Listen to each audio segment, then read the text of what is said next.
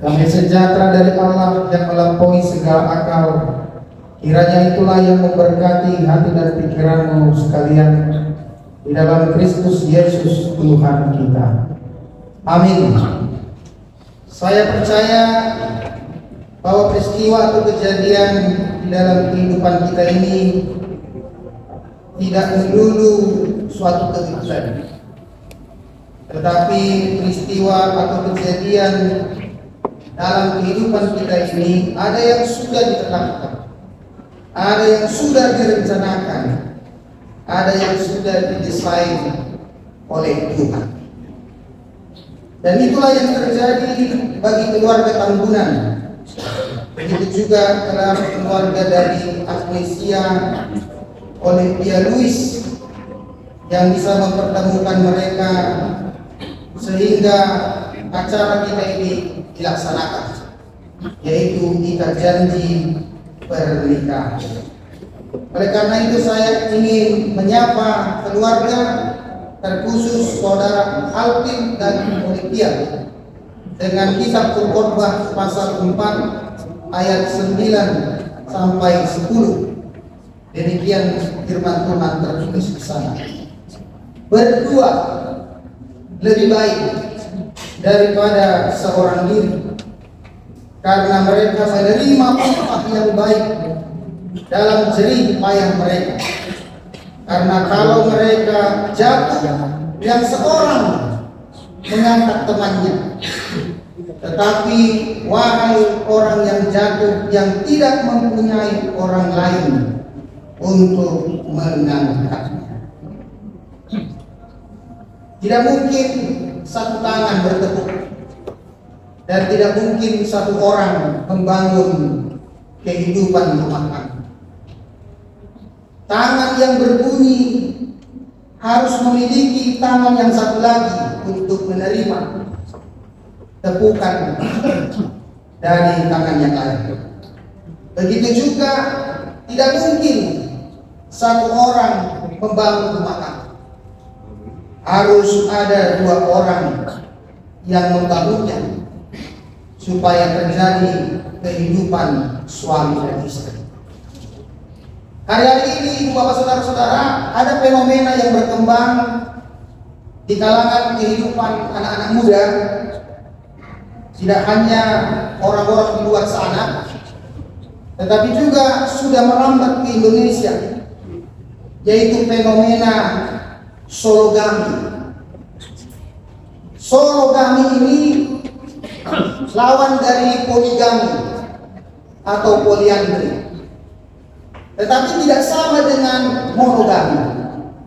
Apa itu sologami? Sologami ini adalah keinginan orang untuk hidup sendirian di dunia ini. Dia tidak mau menikah karena dia berpikir, kalau saya menikah, hidup saya tidak bebas. Bahkan jangan-jangan katanya kalau dia menikah, dia merasa belum tentu pernikahan itu membahagiakan dia. Karena melihat ada begitu banyak kejadian-kejadian berumah tangga hari-hari ini, ibu bapak saudara-saudara, justru mengalami banyak persoalan, banyak masalah.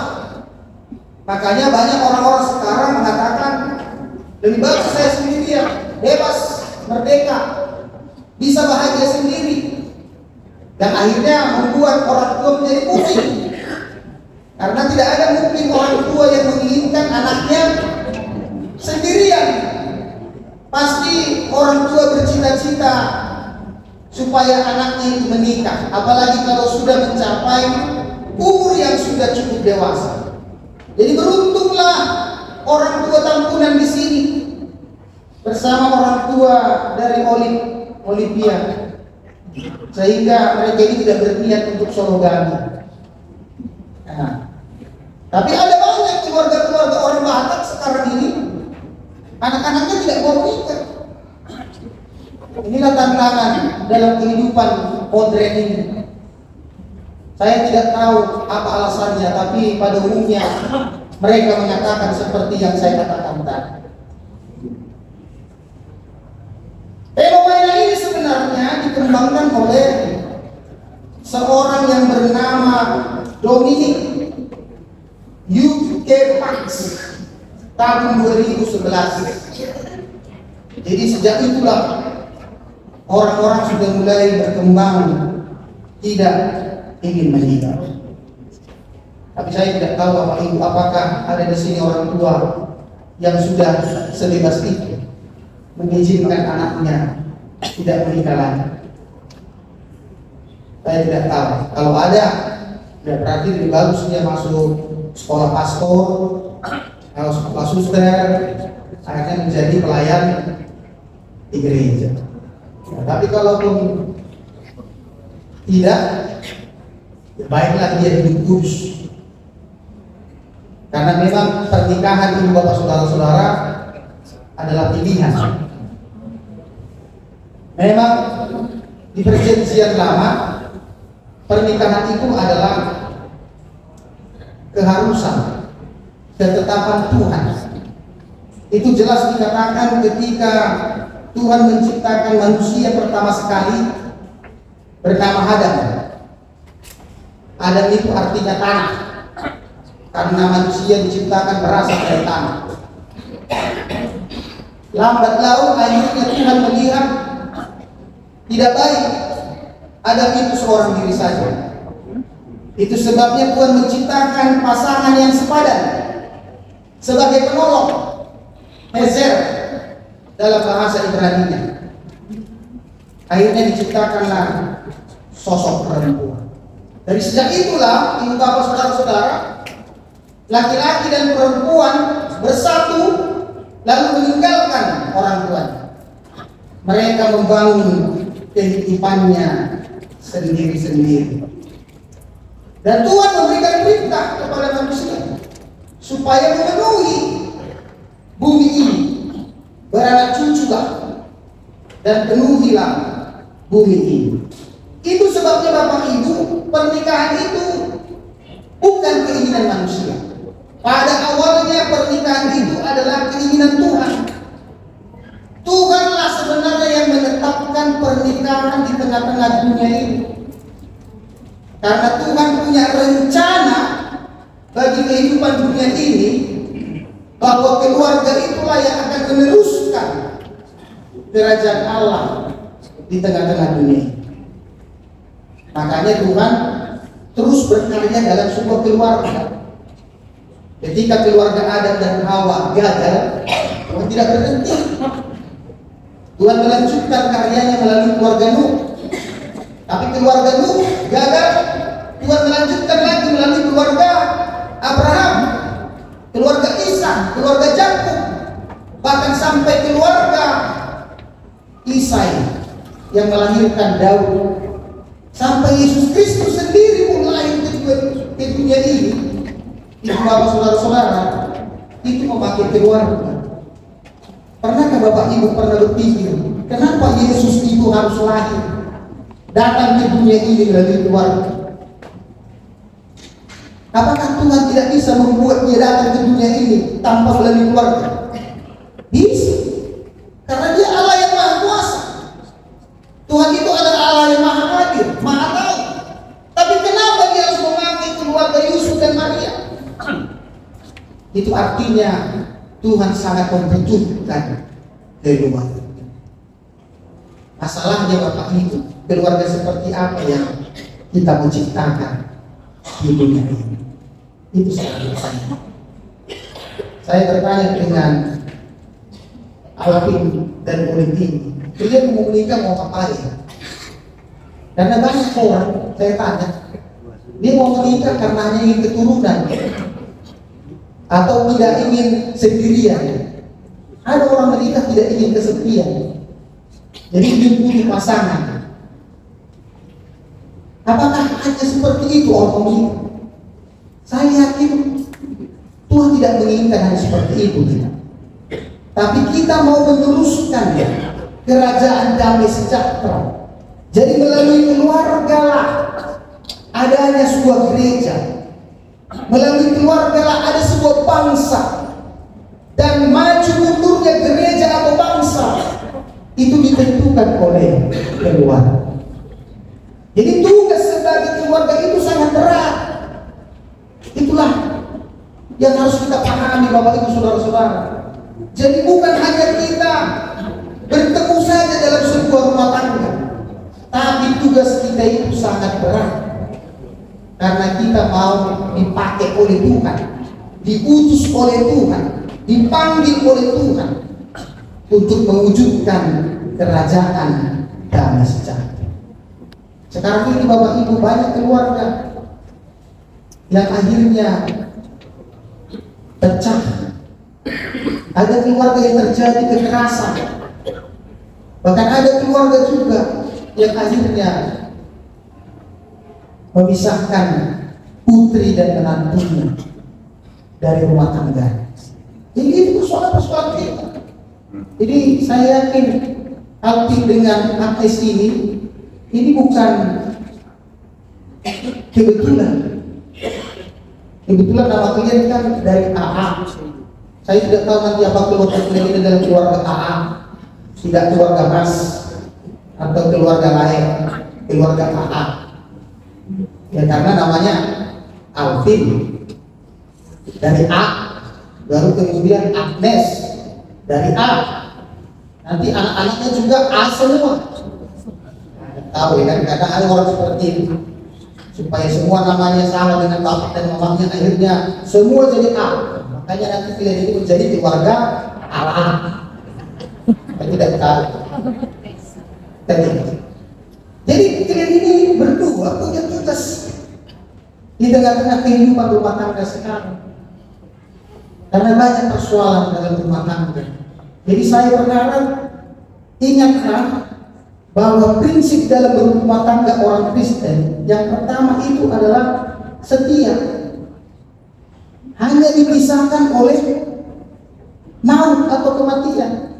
Jadi pandang-pandang dulu ini si Agnes ini.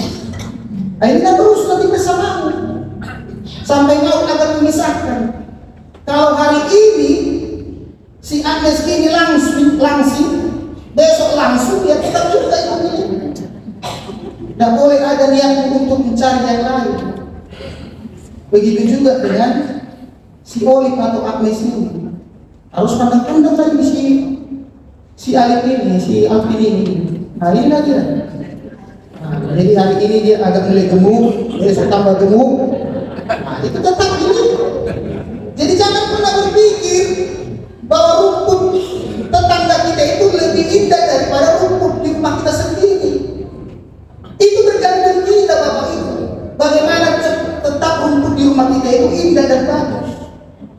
Makanya ada pepatah mengatakan begini, bukan titik yang membuat cinta, tetapi cintalah yang membuat titik. Bukan cantik yang membuat cinta, tetapi cintalah yang membuat cantik. Jadi cinta itu relatif, cantik itu relatif.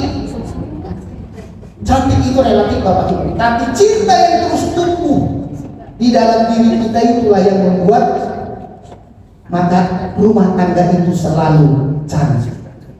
Cinta itu. Saya mau tanya begini, ada seorang ahli pernah mengatakan begini, Bapak Ibu saudara-saudara, namanya Zig Ziglar. Zig Ziglar pernah bilang begini, Anda dapat menikah dengan orang yang tepat, tetapi kalau memperlakukannya dengan salah, maka ia akan menjadi pasangan yang salah. Anda bisa menikah dengan orang yang salah, tetapi kalau memperlakukannya dengan benar, ia akan menjadi pasangan yang benar. Anda bisa menikah dengan orang yang tepat, tapi memperlakukannya juga dengan tepat, maka pasangan itu menjadi tepat dan benar. Artinya apa sih? Artinya cara memperlakukannya. Bukan karena kita pernah pacaran 6 tahun, 7 tahun, tapi itu inti. Ada banyak orang pacaran bisa bertahun-tahun, tapi ketika dia memperlakukan pasangannya dengan tidak benar dan tidak tepat, pasangan itu hanya bertahan beberapa tahun. Tapi ada orang yang pacaran hanya beberapa bulan, bahkan dijodohkan oleh keluarganya. Tapi ketika dia memperlakukan pasangan itu dengan tepat dan benar, justru pasangan itu bisa bertahan sampai selanjutnya. Kita ini Bapak Ibu sering, yang sibuk kita itu adalah ketika di awalnya saja. Saya sudah pernah bilang sama ini Oli dengan Alvin, jangan kita repot hanya urusan di awal. Gedungnya bagus, mobil pengantinnya Alphard, rumah apanya, dekorasinya lumayan besar, sampai ada orang berlomba-lomba untuk mencari acara yang wah. Tapi di situ tidak sebenarnya inti. Tapi bagaimana terus perjalanan rumah tangga ini sampai ke ujung? Makanya pepatah orang Jerman pernah bilang begini, alles gut ende gut. Semua baik kalau akhirnya baik. Kalau hanya awalnya saja baik, tidak akhirnya baik, maka percuma semua yang telah dirintis di awal. Jadi hari ini saya mau mengajak kalian, sebagaimana firman Tuhan hari ini mengatakan, berdua itu lebih baik daripada seorang diri. Bagaimana caranya supaya berdua itu terjalin hubungan yang baik? Itu bergantung dari kita. Pertama saya mau ingatkan begini, Alvin dengan Oli, pernikahan tanpa komitmen itu rawan terhadap pengkhianatan. Pernikahan tanpa cinta kasih rawan perselingkuhan. Pernikahan tanpa komunikasi mudah retak dan bertengkar. Jadi komitmen tetap. Dari siapa kita belajar tentang komitmen? Kalau di Alkitab kita itu begitu banyak. Tapi saya kasih contoh saja, Ruth. Ruth itu adalah seorang perempuan yang terpuji dengan komitmen. Bayangkanlah, dia menikah dengan Mahlon, putri dari anak dari Naomi. Ini Naomi tadi sudah bernyanyi. Saya tidak tahu apakah kalian ingat tadi nyanyiannya. Harusnya kamu catat tadi lagu mereka itu, karena itu sejarah bagi kehidupan Paul dan Alvin. Nanti setelah nanti waktu Paul minta nanti lagu mereka, simpan baik-baik, masukkan ke map. Karena itu sejarah bagi hidupmu. Nanti suatu ketika kamu buka-buka lagi, kamu ingat, oh ternyata kumpulan Naomi pernah bernyanyi Artikulum saya, ikat janji saya. Jadi kembali dulu kita ke cerita Ruth dan Naomi. Naomi itu tidak punya apa-apa dan anaknya sudah meninggal. Tapi apa yang dikatakan Ruth kepada Naomi? Kemanapun kamu pergi, mertuaku sebenarnya sudah bebas. Tidak ada lagi ikatan dengan mertuanya karena tidak punya keturunan dari anak-anak Naomi. Tapi apa yang kita lihat dari Ruth? Aku tetap mengikuti Allahmu, Allahku, bangsamu, bangsa. Luar biasa itu. Dan apa yang terjadi? Setelah itu, Ruth sangat diberkati oleh Tuhan. Sampai dia menurunkan keluarga Isai. Dari situlah muncul Raja Daud. Setelah Raja Daud, muncullah Yesus Kristus. Dan seorang perempuan bernama Ruth.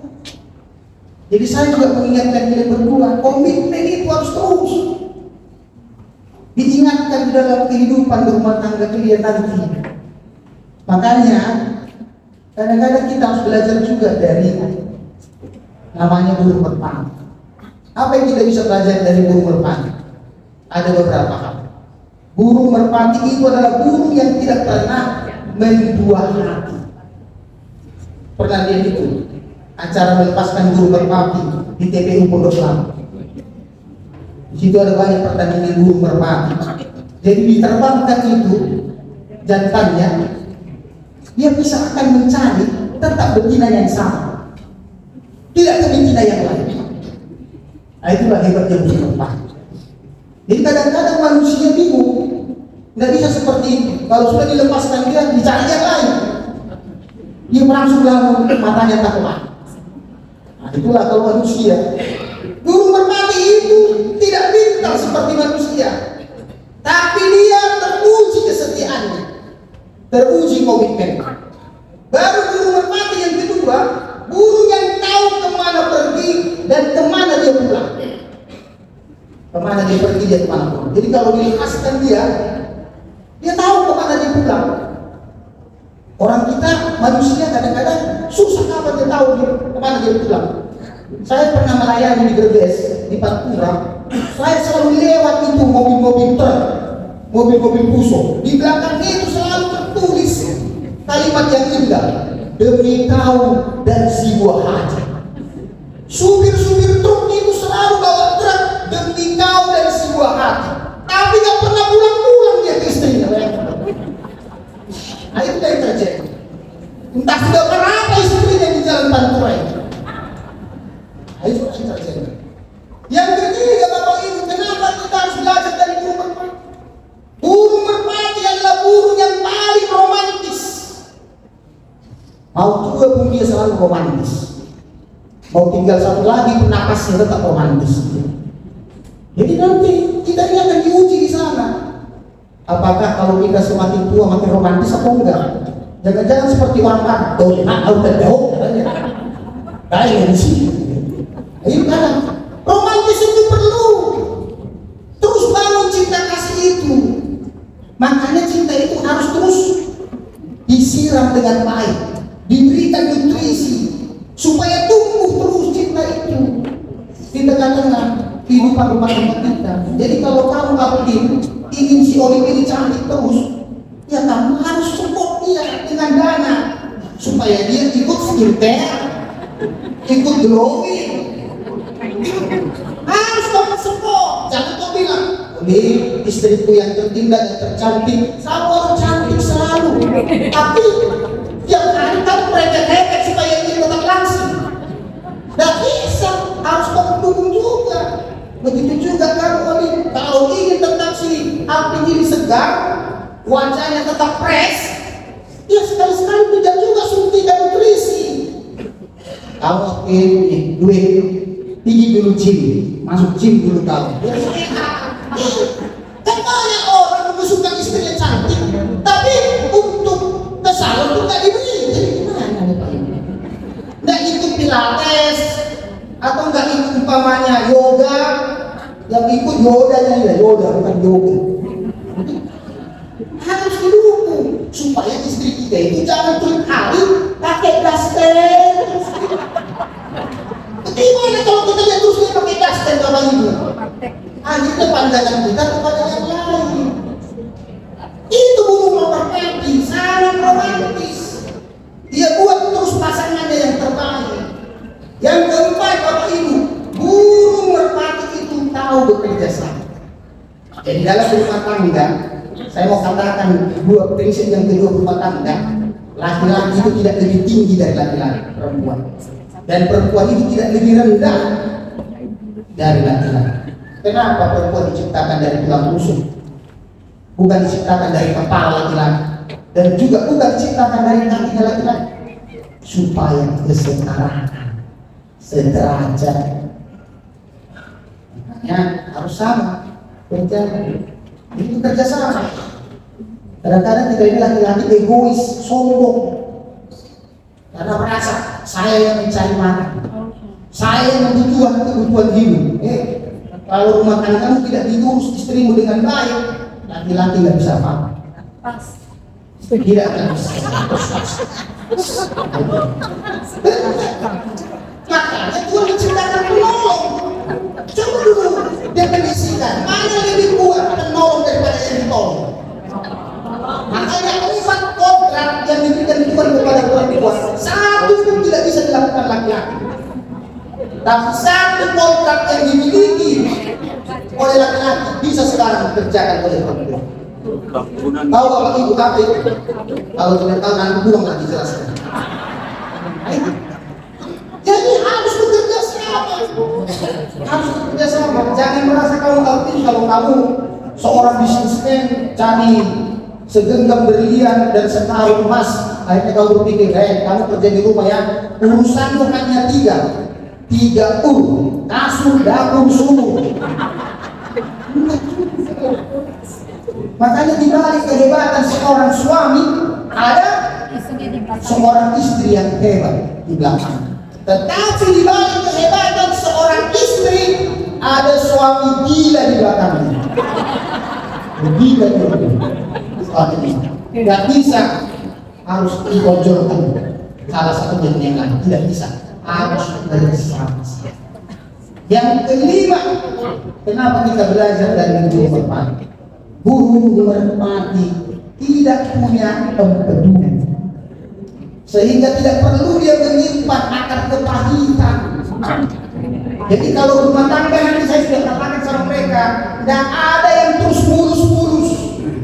Walaupun si Alvin dengan si Olim ini sudah kenalan 7 tahun, bisa saja nanti ada masalah-masalah dalam rumah tangga. Bukan saya katakan hari ini langsung ada, akan ada. Karena tidak ada di dalam kehidupan dunia ini rumah tangga itu langsung mulus. Pasti ada. Pasti ada gejolak. Tapi diingatkan, jangan pernah simpan akar kepahitan dalam hati. Jangan pulangnya nanti kalau si Olim ini salah di bulan Januari kamu simpan 1, datang bulan Februari 2, masuk bulan ketiga 3, lalu kemudian tanggal 31 Desember disinilah kita bermakna di hari itu. Tidak perlu tunggu 31 Desember baru bermakna. Hari ini kalau ada masalah, hari ini selesai. Jangan sampai matahari terbenam untuk besok hari. Karena apa? Kalau setiap kesalahan kita simpan, itu yang membuat akar kepahitan di dalam diri kita. Jadi kalau terjadi nanti masalah yang besar, itu yang membuat persoalan semakin berat. Jadi karena itulah aku dengan Allah, ingatlah firman Tuhan hari ini, berdua masuknya lebih baik supaya kita saling merangkul, saling melengkapi, saling bekerja sama. Dan terakhir mau sampaikan kepada orang tua, seharusnya ini saya sampaikan nanti di acara pernikahan. Orang tua tidak perlu harus mengintervensi kehidupan anak-anaknya. Biarkan mereka dewasa, dukung dengan doa. Tidak perlulah namanya orang tua periksa kulkas anaknya, apa isinya, lalu diperiksa lagi warna apa spraynya, supaya katanya enak. Tidak perlu. Biarkan mereka belajar dewasa, supaya jauhlah seperti kita di orang Batak ini. Setajam-tajamnya lidah buahnya lebih tajam lidah berbuah. Supaya jangan terjadi hal seperti ini. Karena kalau orang sudah menikah, itu artinya mereka sudah dewasa, sudah mengerti tanggung jawab, sudah mengerti apa yang dia lakukan. Biarkan mereka. Beruntung saya, sejak saya menikah tidak pernah orang tua saya datang ke rumah saya.